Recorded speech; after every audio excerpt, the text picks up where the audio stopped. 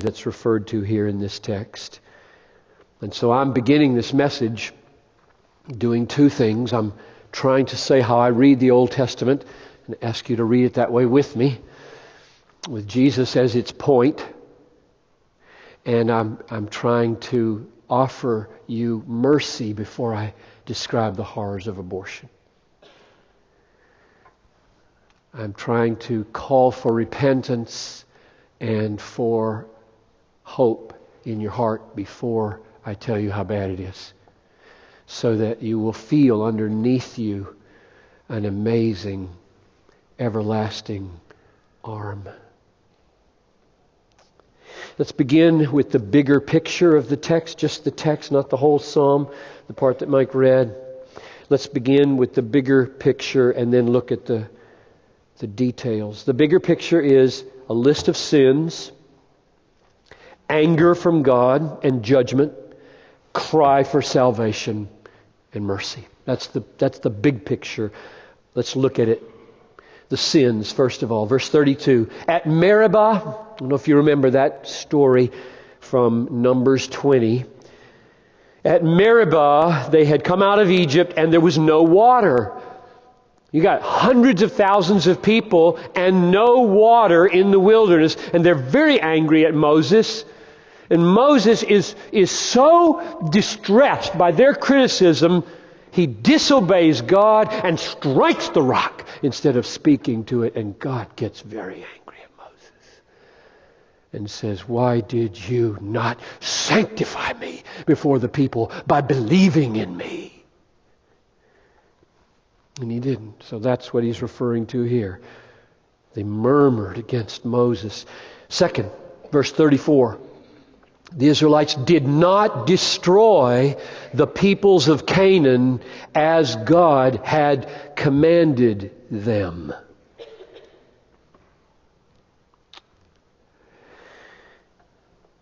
This means that God's anger at the killing of babies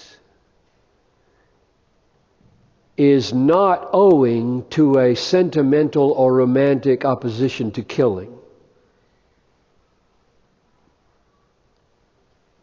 Because he said, "I'm really mad that you didn't kill them all." Why did he order them all to be killed? He had said 400 years earlier, "I'm sending you to Egypt until the sins of the Amorites are complete." It's going to take 4 centuries to get their sins complete. Now they're coming back into the land, and this is crystal clear, Deuteronomy 9:4, why God sentenced the land of Canaan to be destroyed. This is Deuteronomy 9:4. "Do not say in your heart, after the Lord your God has thrust them out before you, 'It was my righteousness that the Lord has brought me in to possess the land,' whereas it is because of the wickedness of these nations that the Lord is driving them out before you." In other words, in that period of redemptive history, God was pleased to so relate to his people that he made them the instrument of his judgment in the world, which he does not do today. That must be said so clear in the volatile situation in which we live with Islam, for example. This assignment of God for his people to be the instrument of his judgment on a wicked people who for centuries upon centuries upon centuries had piled their sins as high as the Tower of Babel, that way of relating to his people in the world underwent a dramatic, fundamental change with the arrival of Jesus Christ in the world. And one of the clearest texts that shows that is where Jesus said in John 18:36 to Pilate, "My kingdom is not of this world.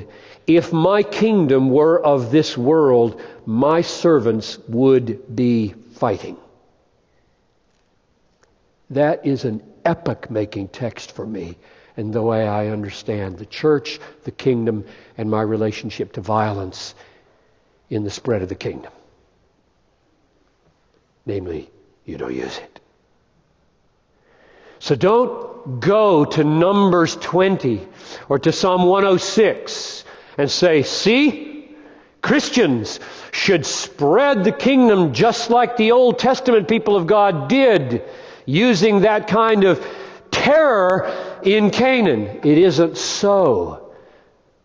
God has a right to do it that way. He's not doing it that way anymore.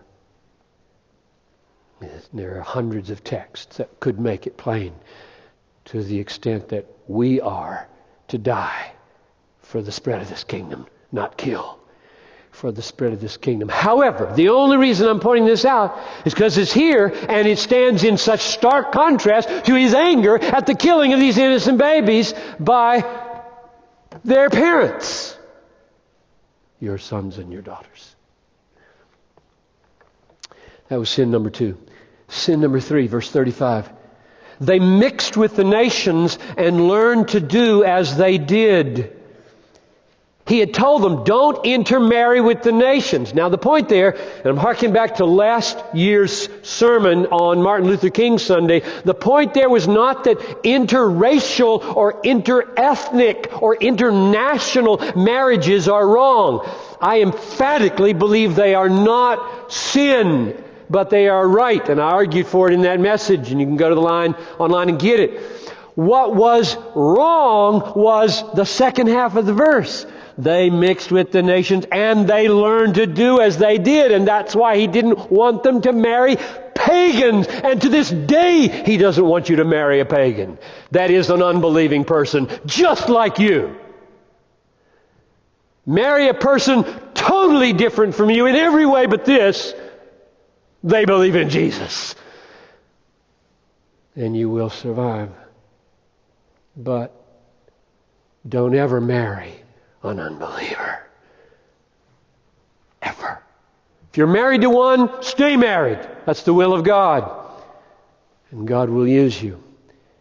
But that's the application there. They mixed with the nations, which meant they forsook their distinct commitment to Yahweh. And they just folded right into the pagan culture. Verse 36 describes a general way that this brought the people down. And then verses 37 following do something else. Look at verse 36. They served their idols, which became a snare to them. So the overarching reason for why you shouldn't mix with unbelievers is because it draws one into idolatry. That's what he warned against.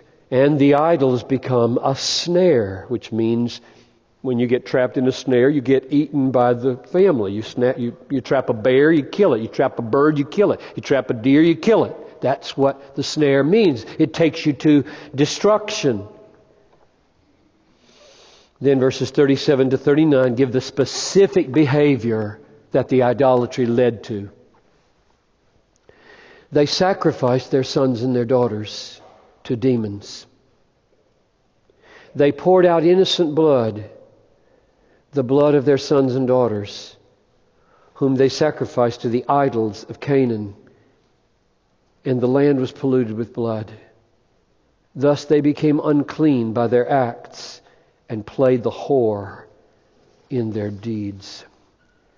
Now, I don't need to point it out, but I will. That's strong language. That's God's language. He's very angry. Verses 40 and 41. Then the anger of the Lord was kindled against the people, and he abhorred his heritage. He gave them into the hands of the nations, so that those who hated them ruled over them. So idolatry led to a snare The snare took the form of